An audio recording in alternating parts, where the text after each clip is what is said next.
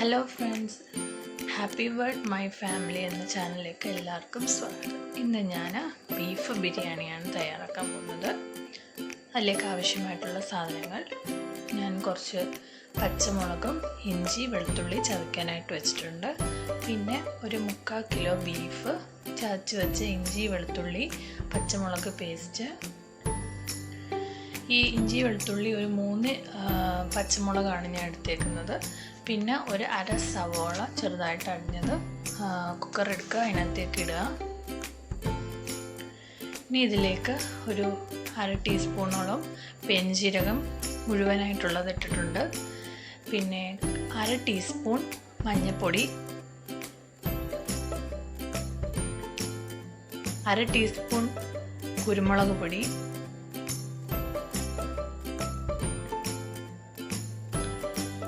പിന്നെ ഇതിലേക്ക് ഒരു 1/4 ടീസ്പൂൺ മുഴുവനായിട്ടുള്ള ഉലുവയും കൂടെ ചേർത്തിട്ടുണ്ട്. ആവശ്യത്തിനുള്ള ഉപ്പും ചേർത്ത് നന്നായിട്ട് കൈകൊണ്ടൊന്ന് മിക്സ് ചെയ്തതിന് ശേഷം നന്നായിട്ടൊന്ന് ഞെവിടി കൊടുക്കുക. പിന്നെ ഇതിലേക്ക് ഞാൻ ഒരു 1/2 ടീസ്പൂണോളം നെയ്യും കൂടെ ചേർത്തിട്ടുണ്ട്. 1/2 ടീസ്പൂൺ ഗരം മസാല, നന്നായിട്ടൊന്ന് മിക്സ് ചെയ്ത് കൊടുക്കണം. ഇഞ്ചി വെളുത്തുള്ളി ഒരു 4-5 വെളുത്തുള്ളിയും ഒരു ചെറിയ കഷ്ണം ഇഞ്ചിയാണ് ചതച്ചെടുത്തേക്കുന്നത്. ബാക്കി നമുക്ക് മസാലയുടെ കൂടെ ചേർക്കാം. ഇതിലേക്ക് ഞാൻ 1/2 കപ്പ് വെള്ളവും കൂടെ ചേർത്ത് കുക്കറിനകത്തേക്ക് വേവിക്കാൻ വെച്ചു. ഓരോരുത്തരുടെയും ബീഫിൻ്റെ അനുസരിച്ച് വിസിലും മാറ്റം വന്നുകൊണ്ടിരിക്കും. ഇനി ഇതിലേക്ക് വേണ്ട മസാലയ്ക്ക് വേണ്ടിയിട്ട് ഞാൻ ഒരു 3 വലിയ സവോളയും 2 തക്കാളിയും എടുത്തിട്ടുണ്ട്. പിന്നെ ബാക്കി 3 പച്ചമുളകും ഒരു 3-4 വെളുത്തുള്ളിയും 2-3 കഷ്ണം ഇഞ്ചിയും കൂടെ ചതച്ചെടുത്തിട്ടുണ്ട്. നല്ല എരിവുള്ള പച്ചമുളകാണ്. ഇനി ഒരു പാൻ എടുക്കുക, അതിലേക്ക് കുറച്ച് എണ്ണ ഒഴിക്കുക. കുറച്ച് മസാല കൂട്ടിട്ട് പൊട്ടിച്ചതിന് ശേഷം ഇതിലേക്ക് സവോള ചേർക്കാം. ഗ്രാമ്പൂ, പട്ട, ഏലക്ക, പിന്നെ ബേ ലീഫ്, ഇതെല്ലാമാണ് അതിനകത്തേക്ക് ചേർത്തേക്കുന്നത്. ഇനി സവോള നന്നായിട്ട് പെട്ടെന്ന് വഴണ്ട് വരാനായിട്ട് ഇതിലേക്ക് ഉപ്പ് ചേർത്തിട്ടുണ്ട്. അത് നന്നായിട്ടൊന്ന് വഴണ്ട് വരുമ്പോഴത്തേക്കും ഇതിലേക്ക് ബാക്കി ഇഞ്ചി വെളുത്തുള്ളി പേസ്റ്റും കൂടെ ചേർക്കാം, ചതച്ച് വെച്ചത്. അത് ചേർത്ത് നന്നായിട്ടൊന്ന് മിക്സ് ചെയ്തതിന് ശേഷം അതിന് പച്ചമണം മാറുന്നിടം വരെ നന്നായിട്ടൊന്ന് മിക്സ് ചെയ്ത് കൊടുക്കുക.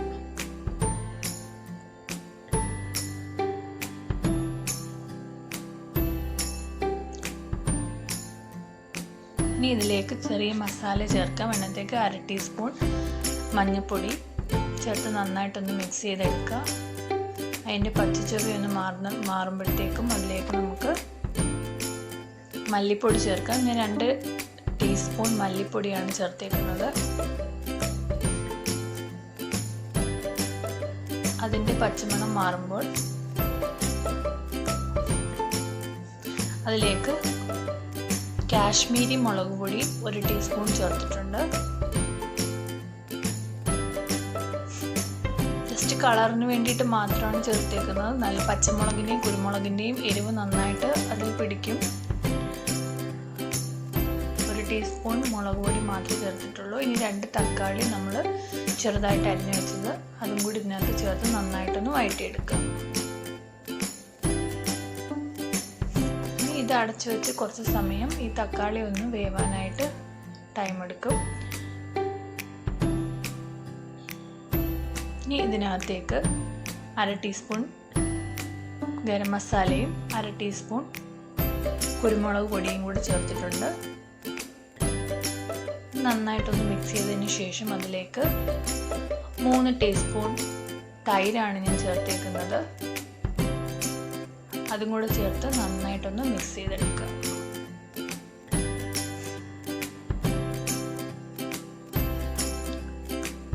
ഇത് അടച്ചു വെച്ച് നന്നായിട്ടൊന്ന് വേവിച്ചെടുക്കണം. അതിനുശേഷം നമ്മൾ വേവിച്ച് വെച്ച ബീഫ് ഇതിനകത്തേക്ക് ചേർത്ത് നന്നായിട്ടൊന്ന് ഇളക്കിയെടുക്കാം. ബീഫിൽ കുറച്ച് ചാറുണ്ടായിരുന്നു, അതും കൂടെ ചേർത്ത് നന്നായിട്ടൊന്ന് മിക്സ് ചെയ്തതിന് ശേഷം ഒന്ന് വേവിച്ചെടുക്കാം. ബീഫിൻ്റെ ഒക്കെ വേവ് ഓരോ ബീഫിനും ഓരോ വേവാണ്. ഇതിനിപ്പം ഒരു 8 വിസിലാണ് ഞാൻ അടിച്ചത്. ഹൈ ഫ്ലെയിമിൽ ഒരു 7-8 വിസിലടിച്ചപ്പോഴാണ് ഇത് വെന്ത് വന്നത്. ഇനി എൻ്റെ ചാനൽ സബ്സ്ക്രൈബ് ചെയ്യാതെ ആരെങ്കിലും വീഡിയോ കാണുന്നുണ്ടെങ്കിൽ തീർച്ചയായിട്ടും ഒന്ന് സബ്സ്ക്രൈബ് ചെയ്ത് തൊട്ടടുത്ത് കാണുന്ന ബെല്ലൈക്കണും കൂടി ഒന്ന് പ്രസ് ചെയ്യാം. ഇനി നമുക്ക് മസാല നന്നായിട്ടൊന്ന് മിക്സാക്കിയതിന് ശേഷം അതിലേക്ക് മല്ലിയില, പുതിനയില, അതുപോലെ തന്നെ കറിവേപ്പിലയും ചേർക്കാം. ഇപ്പോൾ ആ ഗ്രേവി നന്നായിട്ട് ഒന്നുകൂടെ ഒന്ന് ടൈറ്റായിട്ട് വന്നിട്ടുണ്ട്. ഇനി നമുക്കിതിനകത്തേക്ക് ബീഫ് ഈ ടൈമിലൊന്ന് വെന്തിട്ടുണ്ടോ എന്നും കൂടെ ഒന്ന് ചെക്ക് ചെയ്യണം.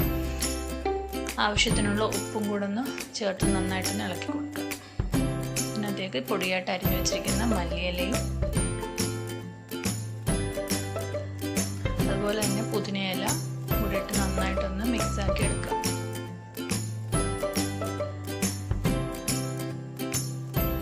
ഇതിനകത്തേക്ക് കുറച്ച് കറിവേപ്പിലയും കൂടെ ചേർത്ത് ഒന്ന് ഇളക്കി കൊടുക്കുക.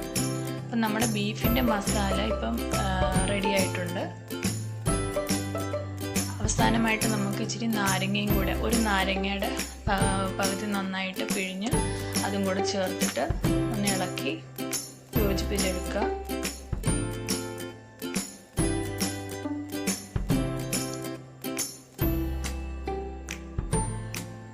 ബീഫിൻ്റെ മസാല റെഡി ആയിട്ടുണ്ട്. ഇനി നമുക്ക് റൈസ് എങ്ങനെയാണ് ഉണ്ടാക്കുന്നതെന്ന് നോക്കാം. അതിലേക്കൊരു കടായി വെക്കുക, അതിലേക്ക് ഓയിൽ ഒഴിക്കുക, നെയ്യ് ഒഴിക്കുക. രണ്ടും ഓരോ ടേബിൾ സ്പൂൺ വീതം, 1.5 ടേബിൾ സ്പൂൺ വീതം രണ്ടും ചേർക്കുക. അതിനകത്തേക്ക് പട്ട, ഗ്രാമ്പൂ, ഏലക്ക, അതുപോലെ തന്നെ കറുവപ്പട്ടയൊക്കെ ചേർക്കണം. ഇനി ഇതിലേക്ക് ഒരു സവോളയുടെ പകുതി അരിഞ്ഞത് ചേർത്ത് നന്നായിട്ടൊന്ന് വഴറ്റി കൊടുക്കുക.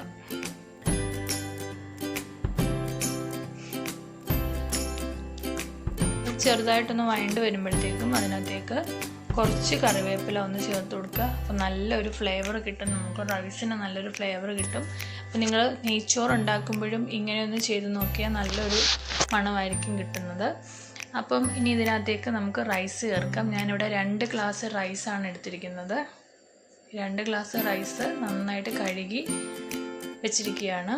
ഞാൻ കുതിർത്തൊന്നും വെച്ചിട്ടില്ല, ഡയറക്റ്റ് ചേർക്കുകയാണ്. അതിനകത്തേക്ക് കുറച്ച് ഉപ്പും കൂടെ ചേർത്ത് നന്നായിട്ടൊന്ന് നമുക്ക് ജസ്റ്റ് ഒന്ന് റോസ്റ്റ് ചെയ്തെടുക്കണം. അപ്പം അതിനകത്ത് വെള്ളമൊക്കെ ഒന്ന് ഡ്രൈ ആയിട്ട് ചെറുതായിട്ടൊരു പൊട്ടുന്നൊരു സൗണ്ട് വരും. അപ്പോൾ നന്നായിട്ടൊന്ന് ഡ്രൈ ആക്കി ഇങ്ങനെ എടുത്തു കഴിഞ്ഞാൽ നമുക്ക് ചോറ് നന്നായിട്ട് വിട്ട് കിട്ടും, ഒട്ടും തന്നെ കുഴയത്തില്ല. നന്നായിട്ടൊന്ന് വഴറ്റിയെടുക്കുക.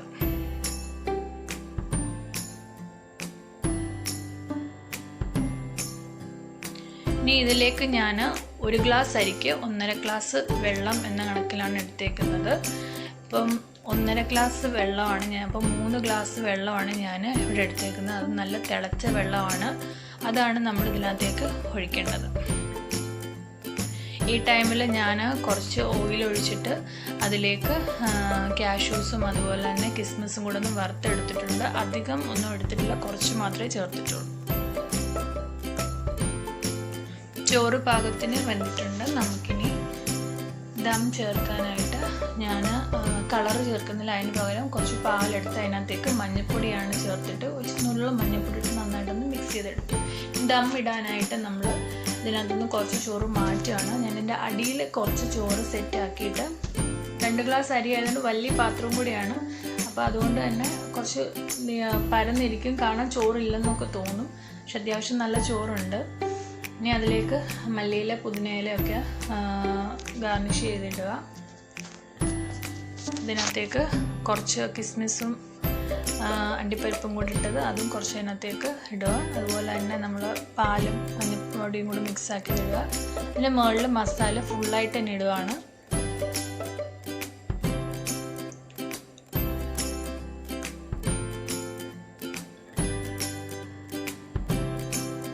ഇതിനകത്തേക്ക് ബാക്കിയുള്ള കിസ്മിസ് കുറച്ച് അതിനകത്തേക്ക് ചേർക്കുക. കുറച്ച് പുതിനയില, മല്ലിയില ചേർക്കണം.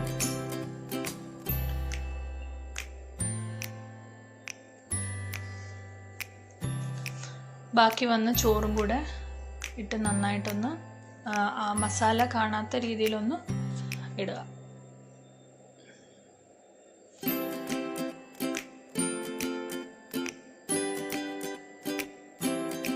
ഇതിൻ്റെ മുകളിലായിട്ട് കുറച്ച് നമുക്ക് ഗരം മസാല ഇടാം, നല്ലൊരു ഫ്ലേവർ കിട്ടും. ബാക്കി വന്ന കിസ്മിസും അതിലേക്ക് ഇടുക. ഇതിനകത്തേക്ക് കുറച്ച് മല്ലിയില പുതിനയില ചേർക്കണം. ഇനി നമുക്കിതിനെ അവസാനമായിട്ട് നമുക്ക് കുറച്ച് കളറും കൂടെ ആഡ് ചെയ്യാനായിട്ട് ഈ പാലും മഞ്ഞൾപ്പൊടിയും കൂടെ ചേർക്കണം. ഇനി ഇതിനെ അടച്ചു വെച്ച് നന്നായിട്ടൊന്ന് ചെറിയ ഫ്ലെയിമിലൊന്ന് ആവി കയറ്റിയെടുക്കുക. ഇതിനകത്ത് ഫോയിൽ പേപ്പർ വെച്ചാൽ കുറച്ചും കൂടെ നന്നായിരിക്കും. എൻ്റെ ഉള്ളത് ഇല്ലായിരുന്നു, അതുകൊണ്ട് ഞാൻ വെച്ചില്ല. അപ്പം നമ്മുടെ ഒരു 10 മിനിറ്റ് അല്ലെങ്കിൽ ഒരു 5 മിനിറ്റ് നമുക്ക് ചെറിയ ഫ്ലെയിമിലിട്ട് ഒന്ന് ആവി കയറാനായിട്ട് വെയിറ്റ് ചെയ്യാം.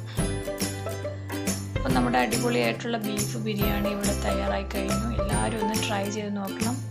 ഈ രീതിയിലല്ല നിങ്ങൾ ട്രൈ ചെയ്യുന്നതെങ്കിൽ ഒരു തവണയെങ്കിലും ഒന്ന് ചെയ്ത് നോക്കൂ, നല്ല ടേസ്റ്റാണ്.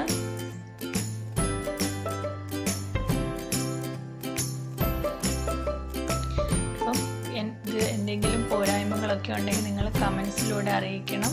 ഇഷ്ടപ്പെട്ടാൽ ലൈക്ക് ചെയ്യണം. എൻ്റെ വീഡിയോസ് മുന്നേ കാണാത്ത വീഡിയോസ് ഉണ്ടെങ്കിൽ അതും കാണണം. അപ്പം താങ്ക്സ് ഫോർ വാച്ചിങ്.